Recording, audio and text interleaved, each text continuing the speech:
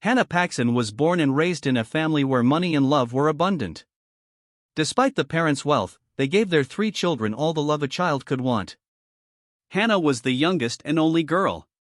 Despite the fact that they were not denied anything, the children were not spoiled. They treated adults with respect, were kind to each other and others, generous, and had a strong moral compass. Hannah was also smart and always got excellent grades. She completed high school in 3 years and college in 3.5, double majoring in chemistry and chemical engineering, which was unusual for a woman. Despite her chosen field of study and fast track through the educational system, Hannah also had a decent love life.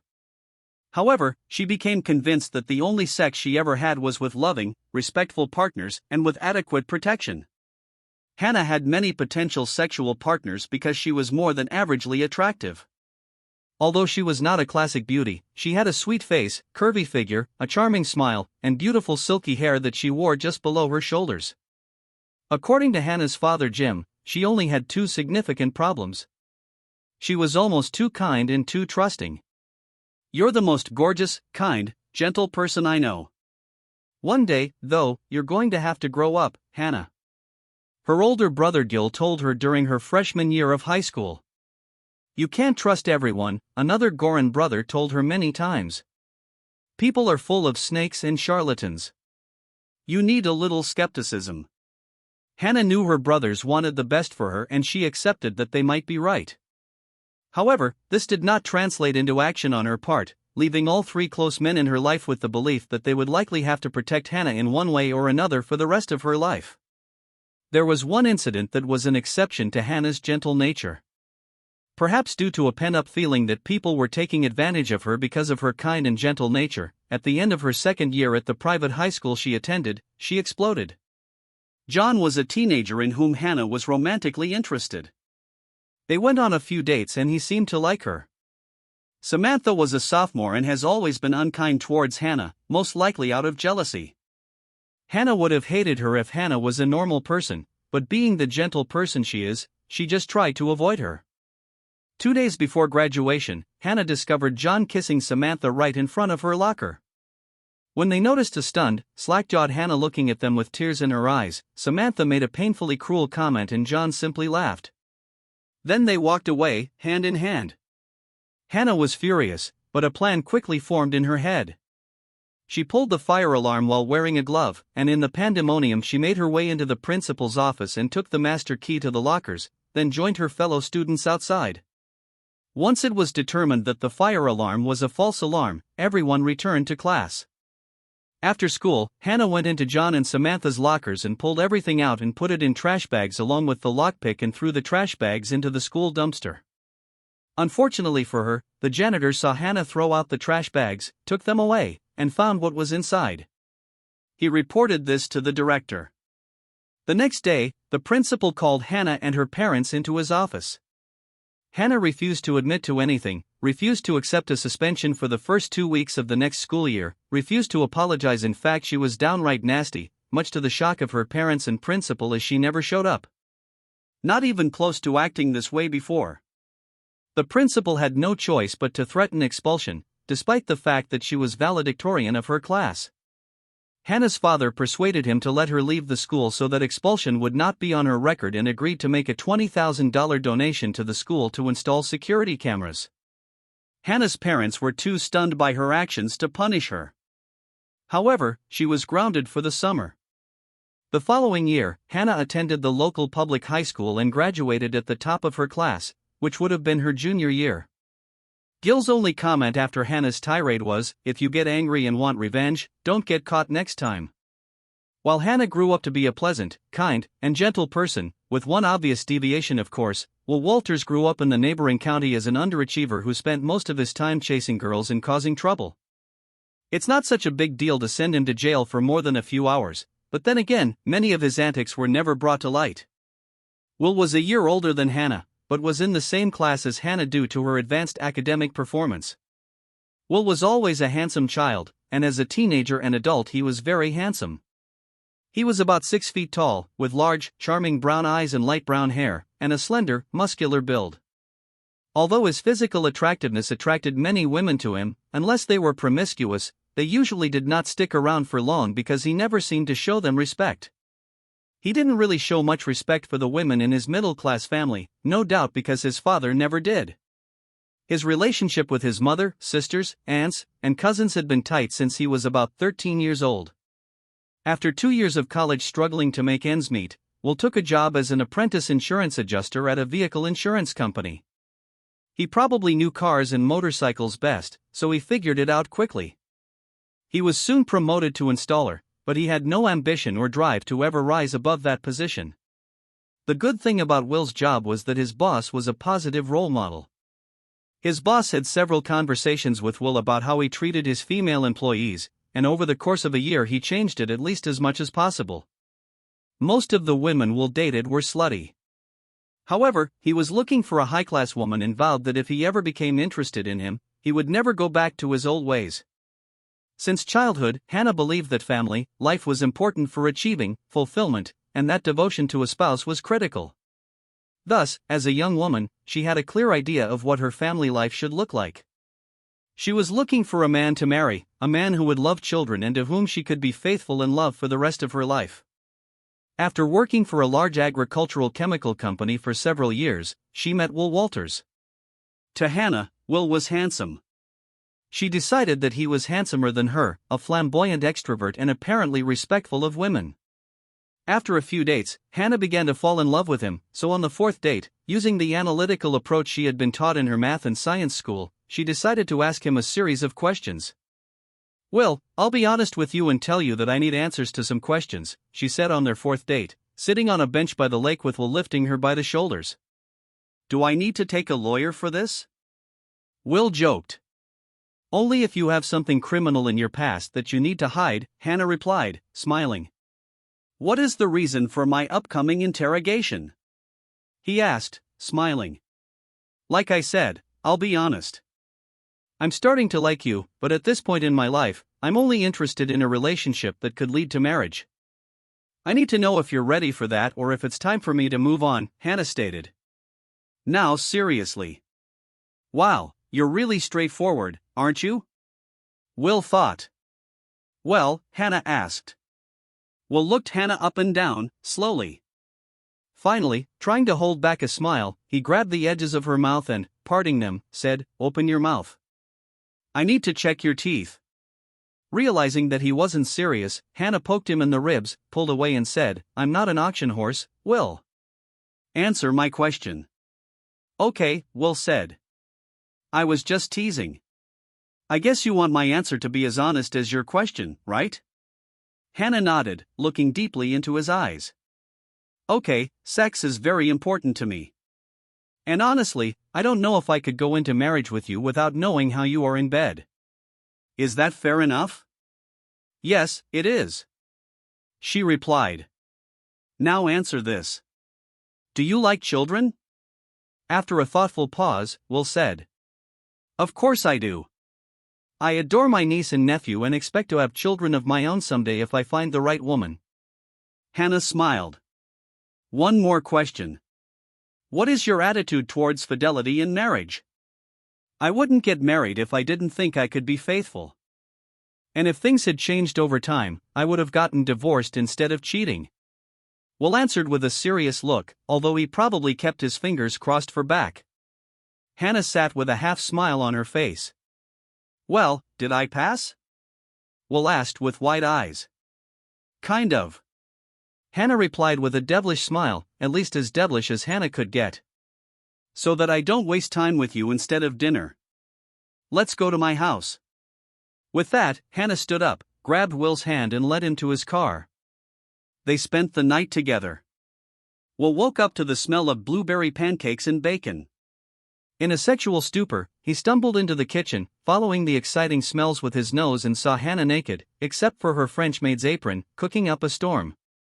"I was going to wake you up, sleepyhead," she said loudly. "Sit down, I'll pour you a drink." After he'd practically gobbled down 2 sausages and 2 pancakes, with more pancakes on his fork, Will said, "Damn, you're almost as incredible in the kitchen as you are in bed." "Is it good or bad?" Hannah asked with a smile. Though barely audible since his mouth was full of pancakes, she was sure she heard, incredibly good, actually. After breakfast, Will helped clean up. Finally, they got dressed and got ready to go to work. Before Will left, Hannah grabbed him by the collar, looked into his eyes and said in a firm tone, "Now you know what sex with me is like. If you call me again, it will mean that we are moving towards a serious relationship, which, in the absence of serious obstacles, will lead to. If this is not the case, do not call again. After last night, how can you doubt that I'll call?" He answered. "Because not every date will end like yesterday. I would like to have sex with you in the future before marriage, but we need to make sure that our relationship is built on more than that. So if you call, it will mean that marriage is a good opportunity and we won't be limited to just sex," Hannah said, tugging at his collar. "Understood," he answered. "Besides, we will meet on exclusive terms, understand that too?" she asked. "Yes, if we get rid of these damn protections," he smiled. Hannah responded with a smile. "We'll see if you call, huh?" They kissed goodbye and went to work. Over the next 3 days, Will reflected on what had happened to Hannah. It took him a whole day to get over the shock of how sexy and adventurous Hannah was, another day to process how fantastic sex with her was, and another day to decide if he was ready to start the relationship that could end in marriage. Not being the most honest guy in the world, Will wondered how much steamy sex he could get from Hannah while avoiding any possibility of long-term commitment. So on Friday after work, he called her. "Hi, Hannah, this is Will," he began. "That already shows my call, Idaho," she laughed. "Listen, I was wondering if you'd like to go out somewhere tomorrow night." "What do you mean?" she asked. "Well, we could have dinner and then come back to your place and have some fun." "Oh, Will, you didn't seem to understand what I said last time, did you?" "Can't blame you, considering your brain was probably in a daze after our night. I think I demonstrated our sexual compatibility more convincingly than you might expect. So, unfortunately, I have other plans on Saturday. I will be looking for someone who is ready for marriage, but thanks for asking." Then Hannah hung up. Will was amazed. He had never encountered a situation like this before. After an hour, he decided he really needed to see Hannah, confident that he could convince her to continue their relationship until she found someone else, but his call went to voicemail. Over the next 2 weeks, Will continued to call Hannah, but his calls always went to voicemail, and apparently Hannah wasn't interested in his messages at all, so she never called back. During those 2 weeks, Will began to miss Hannah more and more, or at least having sex with her. He had 2 other sexual relationships during this time, but they were no match for Hannah. Finally, at the beginning of the 3rd week since their last meeting, Will decided that perhaps marriage to Hannah was an option. She was definitely a high-class woman. So the next message he left on her voicemail was, "Hi Hannah, please listen to the end of this message. I miss you very much and I feel differently about a woman than I ever have before. I really see us moving towards marriage and sex on every date is not necessary. Please call." After this, Will and Hannah began dating exclusively. Once Hannah received an exclusive commitment from Will, they both got tested for STDs, then she started taking the pill and did not require him to use condoms for vaginal protection for sex. Will was delighted every time they met, the best sex he had ever had. But he was surprised that he couldn't convince Hannah to give up her demand to not have sex on every date. Will greatly enjoyed Hannah's company in addition to sex and thought about marriage. However, he was not comfortable with the sexual arrangement and had no difficulty breaking the exclusivity of his relationship with Hannah without her knowledge, of course. Will was attractive and charming enough to lure several different women into his bed, sometimes even after a non-sex date with Hannah. Will made one mistake and was spotted by Jack, a friend of Hannah's, at Keenan's bar with one of his women. Will dated Jack once, so after spotting him, Will called one of his friends to set up an alibi so he could tell Hannah that Jack was wrong if he ever reported the incident to her. "Hey Sam," he said when his friend picked up the phone. "What's wrong, man?" "You're disturbing me," Sam replied. "Where are you?" "I just got back from the bathroom table at Sans Souci." "I'm on a date with Jacqueline, if you're wondering," Sam replied. "Look, you owe me a big favor. You need to pay half the bill with my credit card and half with yours, and in the future tell everyone we had dinner together," Will pleaded. I don't have your credit card, kid, Sam laughed. It'll be there soon, I'll send it. How long will you be there? Probably another 45 minutes. Great, make sure you keep the receipts for both credit cards. Tell the receptionist that you need a package to arrive so that the card reaches your table, okay? Will begged. Okay, if you pay for half of dinner, I can lie to you. Send it, but hopefully I won't spend anything online on my smartphone, Sam laughed.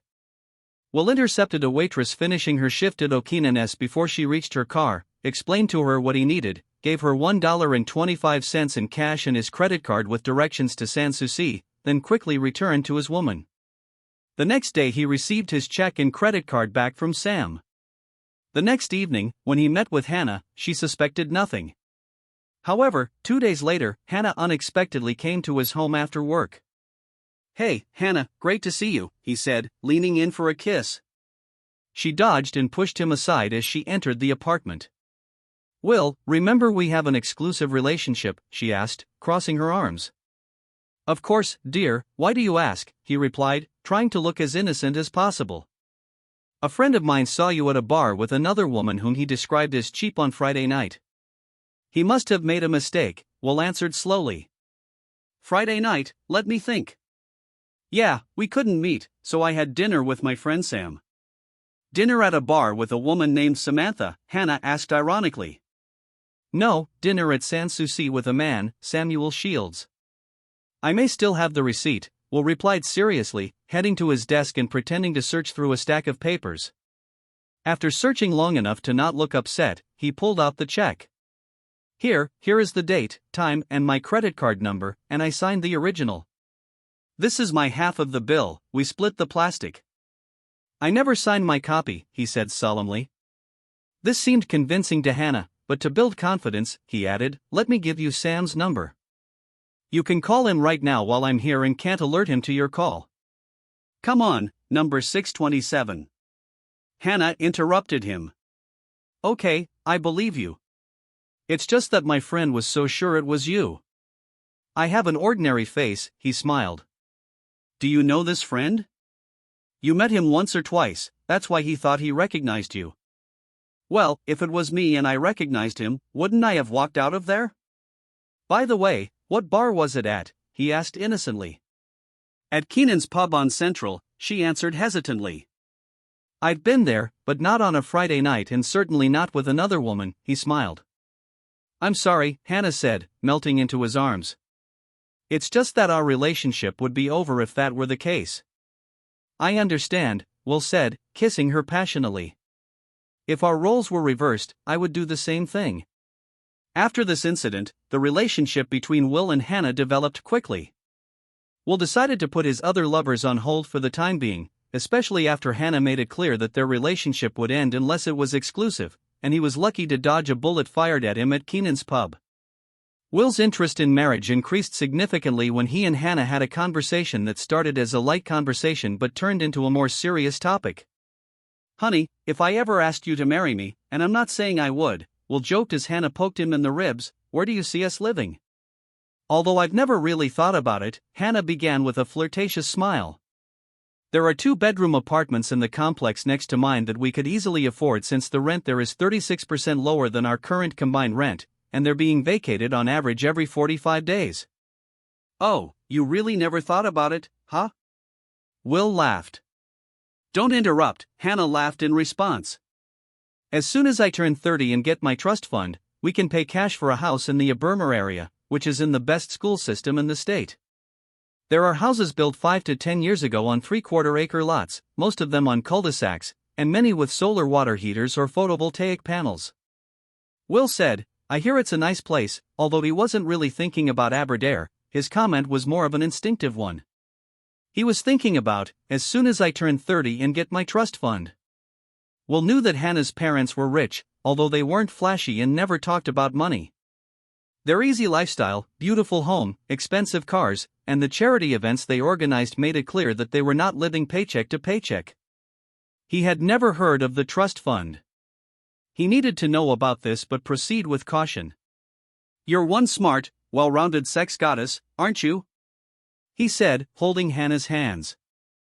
I'm not sure your research is complete. I heard the average price of a house in Aberdare is almost $1 million. There's no way we can afford that unless we rob a couple of banks. Yes, of course, Hannah laughed. The price range for homes there is $800,000 to $1,200,000, which is less than half the last application I saw for my trust fund. That won't be a problem. Sexy, beautiful, smart, kind, and rich, Will exclaimed, kissing her again, and then quickly changed the subject. The next day, Will did some research about the Paxson family's wealth. From publicly available documents, including tax records for real estate they owned, it was clear that they must have been worth at least $50 million. Hannah could easily have a trust fund of over $2,000. Besides, he never had any reason to doubt that she was lying to him. She was the most honest person he knew. His interest in marriage suddenly increased. Will never mention the trust fund again, but a month after his revelation, he asked Hannah to marry him. Hannah was in love with him and happily agreed. Her family's reaction was not so happy. Hannah's father, Jim, and her brothers considered Will to be a suspicious character.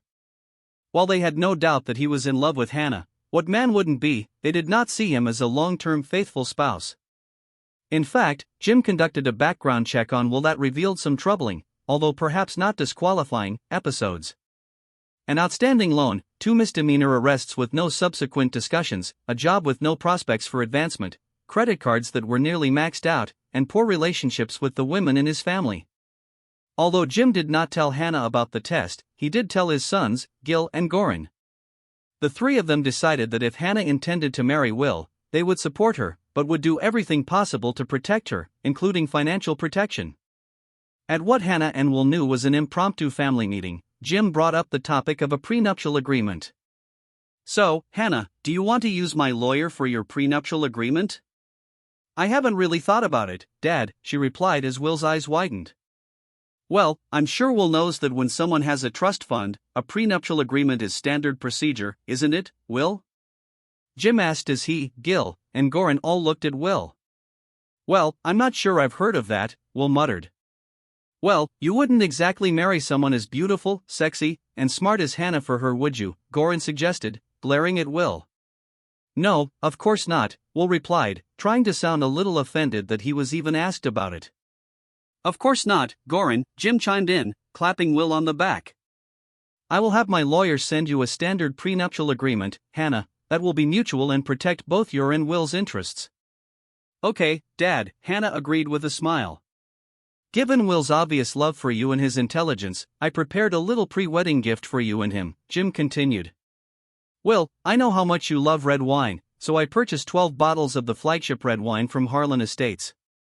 I hope you open a bottle for every important moment in your life together.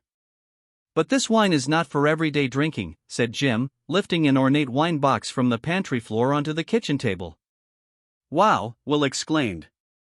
He considered himself a red wine connoisseur, so he knew each bottle cost more than $1.700. He always wanted to try it. Can I hold the bottle? He asked excitedly. I'll tell you what, son, Jim replied, although he almost didn't want to use the word son. Why don't we celebrate the first bottle together on the day you and Hannah sign your prenuptial agreement, the second on your wedding day, and the rest at your discretion? What a great idea, Dad, Gil interjected cheerfully, clapping Will on the back. I tasted this wine once a long time ago. Will, and I know you, with your educated palate, will like it. Will didn't even realize he was being manipulated. The idea of a tight prenuptial agreement had never occurred to him, but he wasn't upset about it because it was clear that this family was going to accept him and he would benefit from their wealth. Plus, he could always try to convince Hannah to change him after their marriage. 2 weeks later, the family gathered to sign a prenuptial agreement.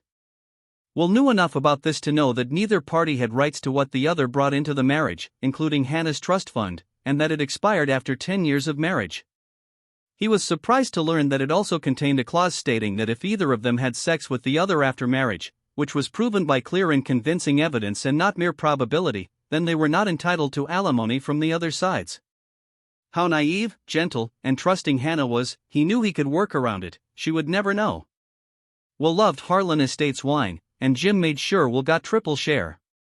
Additionally, by having sex with a married woman from the past who was in town on business, while Hannah happened to be on a business trip, Will did not cheat on Hannah after the prenuptial agreement was signed and before the wedding. He promised himself that this was the last binge and that he would really try to remain faithful to Hannah after their marriage. The wedding, complete with a toast of Harlan Estates wine, went well. Will's relatives seemed a little sullen, at least towards Will, although they were friendly towards Hannah, but this did not dampen the celebration. The honeymoon to Hawaii paid for by the Paxson family was also wonderful. Will treated Hannah like a groom should, and in return, Hannah did her best to please him in bed. The first 2 years of Hannah and Will's marriage went well, mainly because Will was getting great sex and Hannah's income allowed them to live better than he had before. They moved into one of the apartments that Hannah had found, which provided them with a convenient commute to work. However, Hannah had to insist that they only open bottles of Harlan Reserves on their first and second anniversaries and not on every little occasion that Will wanted to use as an excuse to try the $750 a bottle wine. Around the third year of marriage, Will began to feel out of place. This may have been due to the fact that Hannah began to insist on having children. Will claimed that he was not yet ready for them and rejected all her attempts to convince him. Or perhaps it was because Hannah continually received recognition for her successes at work, including promotions, performance awards, and patented inventions where she was the inventor while his career stalled. Regardless of the reason or reasons, his dissolute behavior began to surface. Since Hannah was still about 4 years away from receiving her trust fund, and nearly 8 years away from the expiration of the prenuptial agreement, these events were too far in the future to curb his behavior. His first romance was with Joyce, a temporary employee who worked in the same office as him for a month. She dressed provocatively, looked provocatively, and acted provocatively. While Hannah had never actually denied him any reasonable form of sex, he knew for a fact that she would never even allow him to try something he had loved in the past. The relationship only ended when Joyce left to get a permanent job.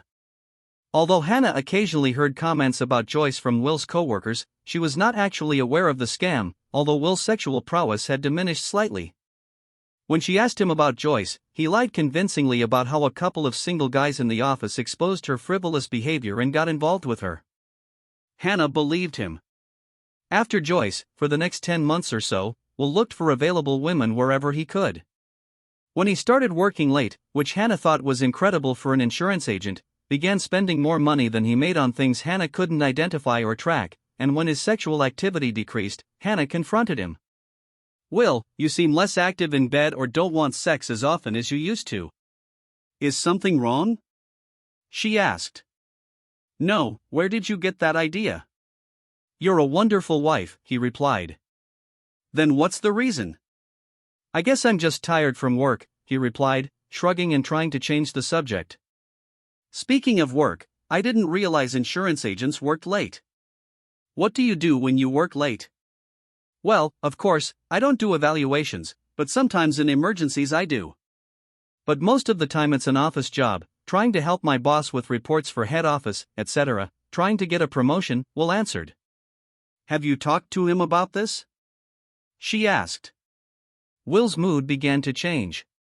"What is this, an interrogation?" "I don't like you asking so many questions," he replied sharply. "I'm trying to figure out if there are any problems. I want us to be on good terms so we can have children." She began becoming upset. "Fuck off, I already told you I don't want kids right now and there's no problem." "I'm leaving," he shouted, heading for the door. "Where are you going?" she begged. "Where they don't interrogate me," he barked, slamming the door on his way out. In fact, he went to the apartment of his new mistress, Sarah Collins. He didn't get home until 6 in the morning to change for work. Hannah was concerned about Will's actions and, despite her trusting nature, was especially concerned that he might be running a scam. She was so concerned that she even got tested for STDs and was pleased and almost surprised when they came back negative. Over the next few months, she did everything she could to find out what was happening to Will. She spoke to him in a non-intrusive manner, confronted him, begged him to go with her to a marriage counselor. Nothing worked. Because Will was often away at night, Hannah began working more at the clinic for at-risk women, where she typically volunteered 3 times a month. She increased her schedule to 8 times a month. The work was extremely socially rewarding and satisfying at the same time. She achieved that she was entrusted with individual cases, with which she constantly worked. She usually had 2 or 3 cases at a time. Her second case was a woman named Sarah, attractive in her frivolous style. Sarah was ignorant and only worked part-time in unskilled jobs. She was 5 months pregnant and had a hard time accepting what she needed to do to prepare for life as a single mother.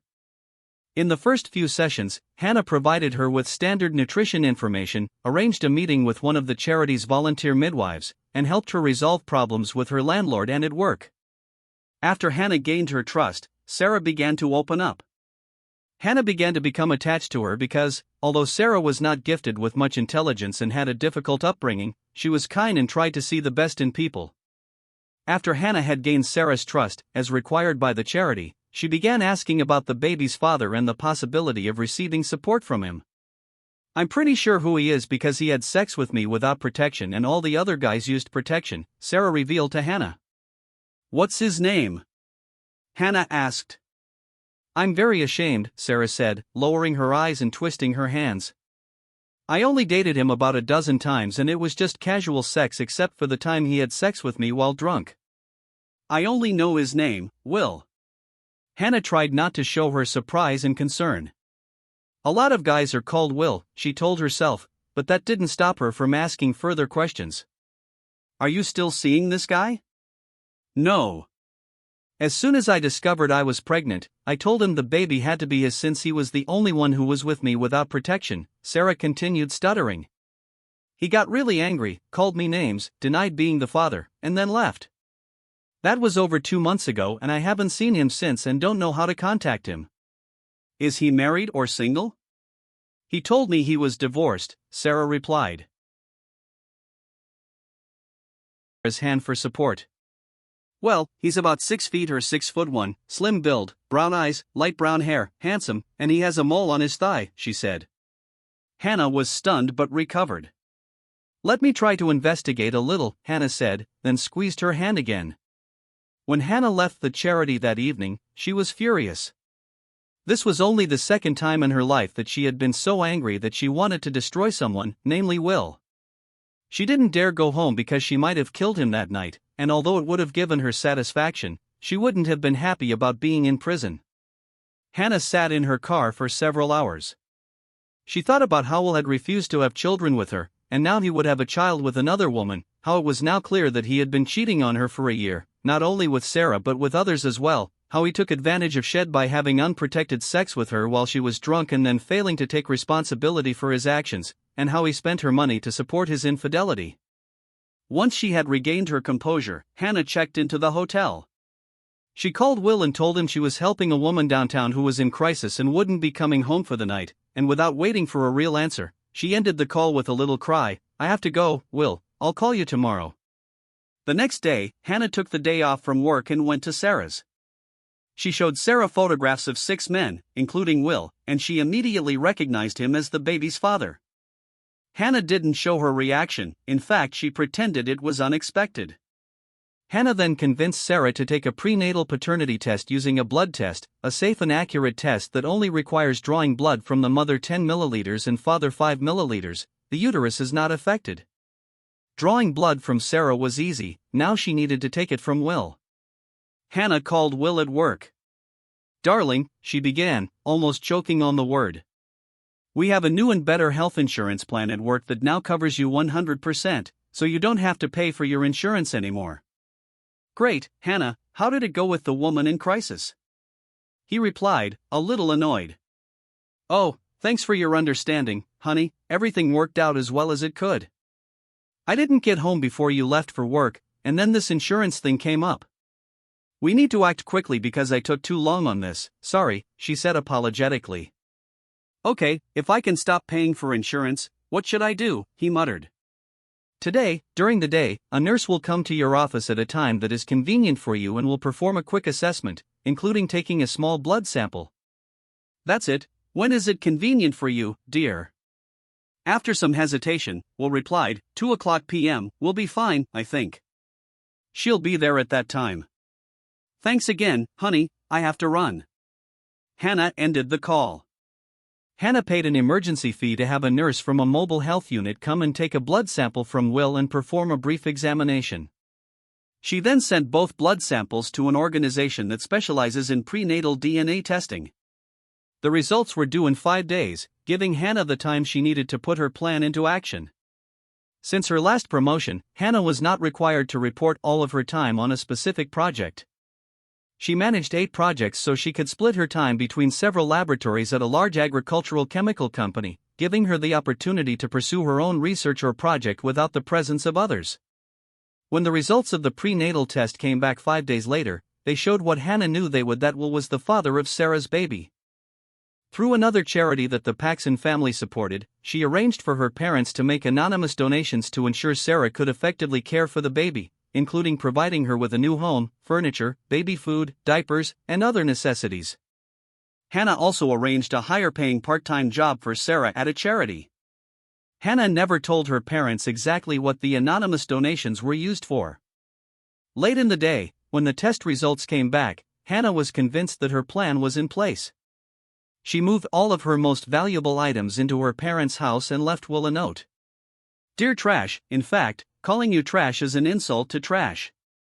Today I found out for sure that you are the father of Sarah Collins' child. Do you remember her? Perhaps not, since she is just one of your many lovers, so you may have forgotten about her.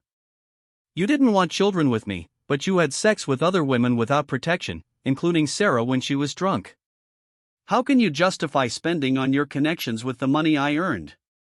Obviously I'm divorcing you, and it won't be for irreconcilable differences, so anyone who checks the public records will know what a piece of trash you are. I'm going to see the toughest divorce lawyer in the state tomorrow morning and hope you get a summons on Monday. I will demand the return of all the money you spent in excess of your salary, since it clearly went to support your depraved lifestyle. I put some of my things away, but not all. Don't touch the remaining things, including everything's seasoning room shelf, a set of Sabathia knives, Harlan Reserve wine, a crystal decanter and glasses or Delft china. They are mine and will be picked up by the end of the day tomorrow. Do not try to contact me. If you do, I will get a restraining order and you'll hand it over and give it to you at work. With complete disdain, your soon-to-be ex-wife Hannah." Despite Hannah's warning to Will not to touch the Harlan Reserve or call her, she knew he would do both. He called her that night while drunk. She recorded the conversation. He told her he drank a bottle of Harlan Reserve and started a second, broke the crystal and china, threw out the spices and planned to use Sabathia knives to cut her into pieces. Once Hannah was satisfied that he would either be unconscious or suffering from the effects of the substance, she secretly returned to her apartment wearing gloves. She carefully removed all the evidence that pointed to her. The next morning, Hannah, pretending to be completely upset, called the police and reported Will's threat. She asked to escort 4 officers to her apartment. They found Will there on the floor of his bedroom. Broken crystal and china, a bag of spices were scattered everywhere and of course, open bottles of wine. The police cuffed Will and sent him by ambulance to the prison ward of the local hospital.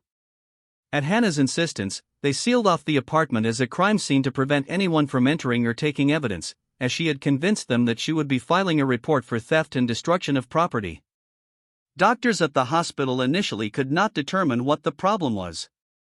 2 days later, they invited an expert from a university hospital in a neighboring state. After a thorough examination of Will, including examination and testing, the expert ordered a more detailed toxicology test to check for possible poisons. When the results of the second toxicology test came back the next day, Will had given up hope that he could be saved. He was effectively chemically stripped of his manhood. As soon as the cause of Will's condition became known, the police began an investigation. Wine bottles and almost every other food item or container in Hannah and Will's apartment were checked. Not a single trace was found. Hannah's management and colleagues at work were questioned. They all unanimously stated that the substance was never on their premises and that if anyone were to attempt to acquire it, it would result in a paper trail being left behind as the substance is strictly controlled. Hannah cooperated fully in the investigation. She admitted everything she knew about how she found out about Will's affairs and the fact that he fathered Sarah's child, confirmed the note crumpled on the floor saying she was divorcing him as written by her, and was honest about everything except, of course, making the substance and putting it in a bottle of wine, which she was sure Will would drink. The police never found evidence to convict Hannah, so the case stalled. However, thanks to Hannah's persistence, including a personal appeal to the district attorney, Will was charged with theft and destruction of property. As a result of the plea deal, he was sentenced to 6 months in prison and 2 years of supervised probation and was ordered to pay restitution to Hannah for his actions. Thanks to the prenuptial agreement, Will's verdict, and a separate lawsuit Hannah filed against him to recover the money he spent on his affairs, Will gave in. He agreed to terms of the divorce due to his infidelity that gave him nothing more than his car and clothes. Hannah was generous and paid for a year of storage of his belongings in a climate-controlled storage facility so they would be available to him upon his release from prison and $2,000 in out-of-pocket expenses upon his release. After Will ended up in jail, as Hannah and her brother Gil were leaving court after the judge issued the final divorce decree, Gil turned to her and looked into her eyes. "I see you learned something from the incident with John and Samantha in high school," he said with a smile. Answering him with a smile, she said, "How is it, Gil?" "What do you mean?" "Well, you handled the situation well, and while I wouldn't approve of the way you handled it, I'm glad you found a way to deal with it and protect yourself," Gil replied respectfully. "Thank you, Gil," Hannah said. "I've learned that sometimes you have to take decisive action to protect yourself and those you love. Well, now it's all over. I hope you find a real man who will appreciate and respect you," Gil said, hugging her. "Thank you, Gil." "I hope so too," Hannah replied, hugging him back tightly. From that day on, Hannah began a new chapter in her life, gaining self-confidence and strength. She knew that she would never again allow anyone to take advantage of her kindness and trust. She was ready for new challenges and opportunities, confident that she could overcome any difficulties along the way. Subscribe to our channel so that your second chaff doesn't cheat on you, and go ahead and listen to the next story, because this story is nothing compared to the next one.